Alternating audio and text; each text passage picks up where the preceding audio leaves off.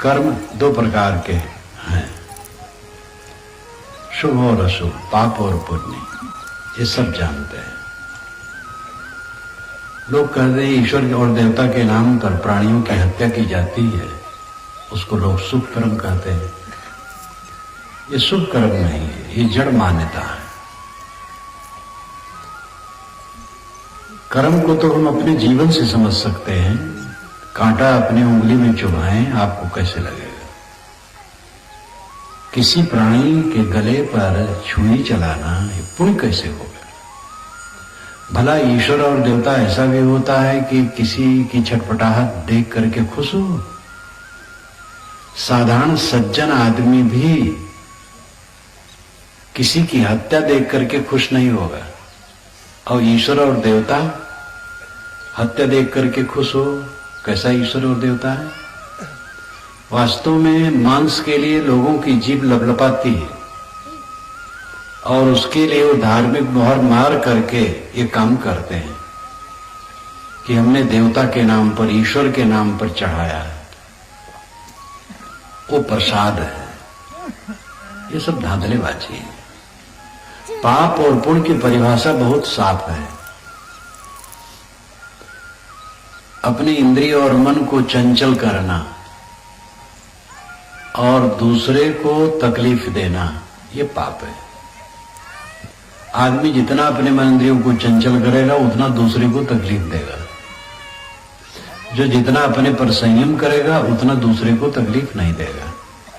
पाप और पुण्य बहुत सरल है समझना।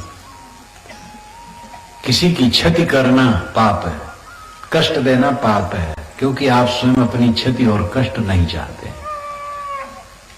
पाप की परिभाषा, पुण्य की परिभाषा दोनों साफ है। पाप पुण्य हमसे करवाता कौन है? प्राय लोग कहते हैं ईश्वर सूत्रधार है, हम लोग कठपुतली हैं। वही सब कुछ करवाता है। ईश्वर की इच्छा के बिना तृण नहीं हिलता। तो जो कुछ हम करते हैं ईश्वर करवाता है, ये जन भाषा है। लेकिन ये भक्ति भावना के जोश में लोग कहते रहते, सोचता कौन है? दुनिया में जितने सत्कर्म होते हैं उसके लिए तो समाधान है कि ईश्वर करवाता होगा। और दुष्कर्म जो होते हैं वो कौन करवाता है? घूस, ठगी, चोरी, मिलावटबाजी, सामूहिक हत्या, जितने दुराचार दुर्गुण हैं, ईश्वर की इच्छा बिना वो भी नहीं होते होंगे, तो ईश्वर ही करवाता है। पूजा स्थल में लोग पूजा कर रहे हैं और आतंकवादी आते हैं, 50 को भून के चले जाते हैं। ईश्वर करवाता है सब। काम चोरी, घूसखोरी और मुफ्तखोरी ईश्वर करवाता है। वायर में कटिया लगा करके बिजली जलाते हैं, पैसा टैक्स नहीं देते हैं, ईश्वर करवाता है सब।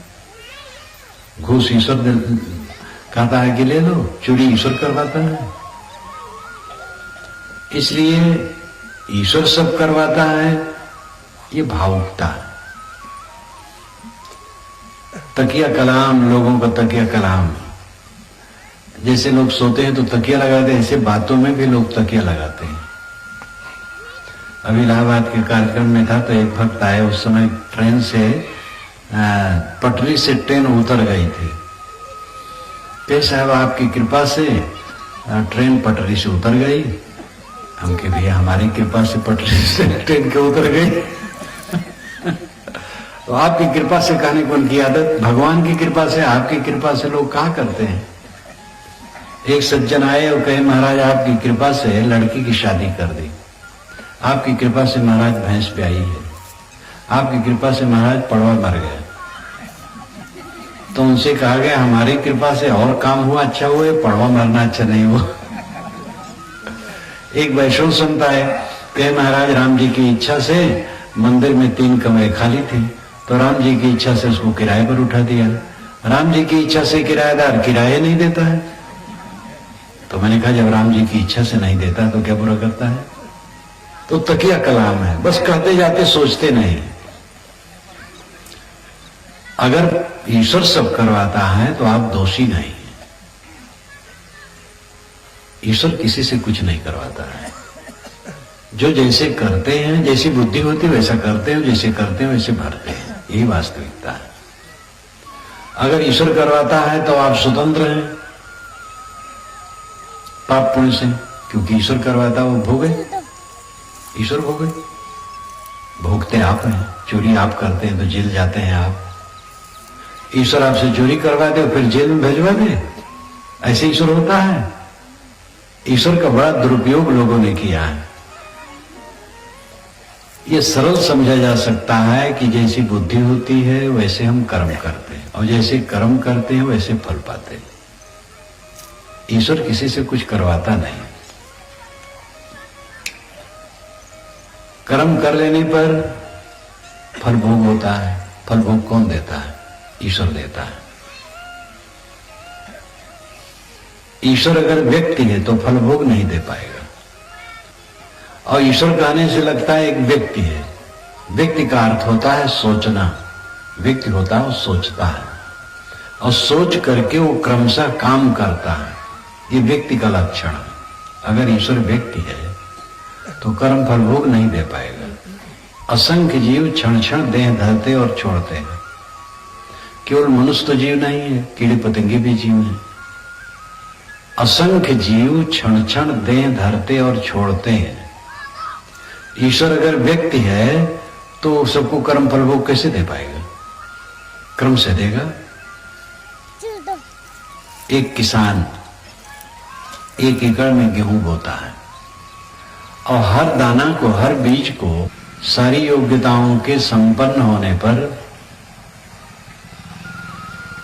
करोड़ों करोड़ों एकड़ के बीज एक साथ उग जाएंगे।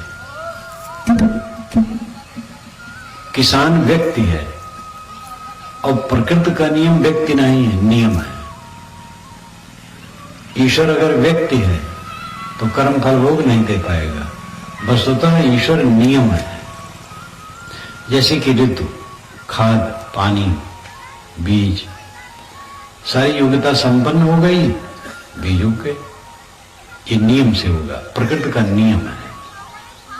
तो नियम से असंख्य दाने उग जाएंगे। और व्यक्ति अगर करेगा तो एक एक करेगा, तो कैसे होगा? ईश्वर व्यक्ति नहीं है, नियम ईश्वर है। वो नियम स्वयंभू है, अनादि से है, अनंत है, जिसको वैदिक भाषा में ऋत कहते हैं। ऋतस्य तंतुम विततम। ऋत के तंतु सर्वत्र परिपूर्ण है, नियम सर्वत्र परिपूर्ण है। कर्म फल भोग कर्मों के नियमों से होता है। आप ज्यादा भोजन करेंगे तो पेट खराब होगा, कोई आपका पेट खराब नहीं करेगा। ज्यादा भोजन करेंगे तो पेट अपने आप खराब हो जाएगा। संतुलित करेंगे तो ठीक रहेगा। बहुत कम खाएंगे तो कृषित हो जाएंगे। ठंडी गर्मी के ज्यादा सेवन करेंगे शरीर में विघ्न आ जाएगा। संतुलित करेंगे तो विघ्न नहीं आएगा। ईश्वर विश्वव्यापी नियम है, वो व्यक्ति नहीं है। पाप और पुण्य, पुण्य का फल सुख होता है, लेकिन पाप का फल दुख होता है। दुख से सब बचना चाहते हैं, कहते हैं ईश्वर क्षमा कर देगा। सभी मतों में क्षमा कराने की बात चलती है। ईश्वर कैसे क्षमा कर देगा? एक आदमी ने चोरी की, 10 लाख का रुपया, 10 लाख रुपए का सामान लाया चोरी में, और 2000 का सामान, मिठाई, कपड़ा, नगद, फूलमाला लेकर के मंदिर में गया और भगवान की पूजा की, और कहा भगवान क्षमा कर दो, और उसका पाप कट गया, क्योंकि भगवान को घूस मिल गया, कमीशन, वो काट दिया। कैसे काट देगा? जो ईश्वर चोरी करने से चोर को नहीं रोक पाया, वो चोरी कर्म के दुख को कैसे काट सकता है? ये विचार कीजिए। आदमी इस पर नहीं विचार करता है। ईश्वर के विषय में तो विचार करना ही कांप जाता है। इतना धमका दिया है पंडितों ने, महात्माओं ने, मौलवियों ने, पादरियों ने। ईश्वर के विषय में, महात्मा के विषय में, धर्म के विषय में तुम प्रश्न नहीं कर सकते हो। प्रश्न करोगे तो नास्तिक हो, काफिर हो। और धर्म के क्षेत्र में बहुत अनर्थकारी है। जो ईश्वर चोरी करने से आपको रोक नहीं पाया, वह ईश्वर आपके पापों को काट कैसे पाएगा? आपके पास में एक बैठा व्यक्ति प्याज खा रहा है, प्याज खाने के बाद उसको दुर्गंधी की डकार आती है, परेशान है, आपसे कहता उसको काट दीजिए। कैसे काट देंगे? आप पहले रोक सकते थे, प्याज उसके हाथ से छीन लेते, फेंक देते, न खाने को पाता। अब खा लिया तो उसकी दुर्गंधी की डकार कैसे रोक पाएंगे? ईश्वर जब पहले चोरी करने से रोक नहीं पाया तो चौरत्व कर्म के फल को कैसे रोक पाएगा? लेकिन आदमी अपने को धोखा देने में लगा रहता है।